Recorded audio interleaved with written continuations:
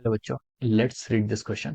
So this question is a true false type question. Okay, और आपको statement में क्या गिवन है? For a diamagnetic substance the magnetic dipole moment of each of its constituents atom is zero. Okay, तो चलिए बच्चों, अब हम इस क्वेश्चन को स्टार्ट करते हैं।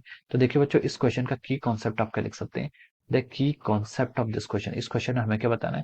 ये क्वेश्चन आपका ट्रू फॉल्स टाइप क्वेश्चन है और हमें बताना है, हमें यहाँ पर डायमैग्नेटिक सब्सटेंस की बात करनी है। किसकी बात करनी है? We need to talk about that diamagnetic substance.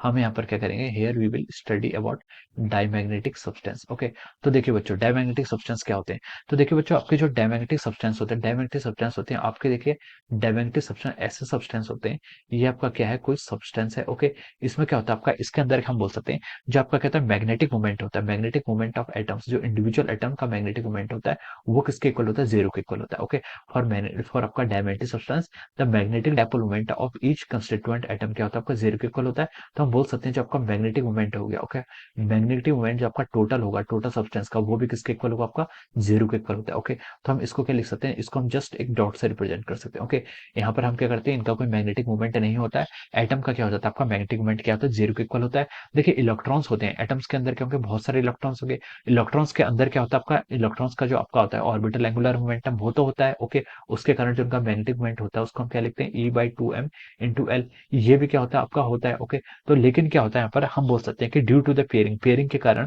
जो इंडिविजुअल एटम्स का जो होता है, इलेक्ट्रॉन्स की पेयरिंग के कारण इंडिविजुअल एटम्स का जो आपका मैग्नेटिक मूवमेंट हो जाता है, वो क्या हो जाता है? आपका जीरो के इक्वल हो जाता है in case of our diamagnetic substance. Okay, diamagnetic substance में आपका क्या हो जाता है? जीरो के इक्वल हो जाता है, और टोटल भी आपका जो सब्सटेंस है उसका मैग्नेटिक मूवमेंट क्या हो जाएगा? आपका जीरो के इक्वल हो जाएगा। इसलिए ये सब्सटेंस क्या करते हैं आपके?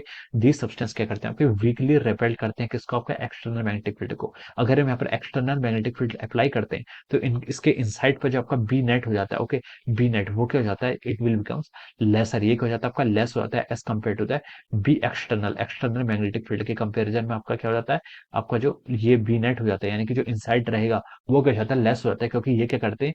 अपोजिट डायरेक्शन में जो आपका इंटेंसिटी और जो आपका क्या होता है?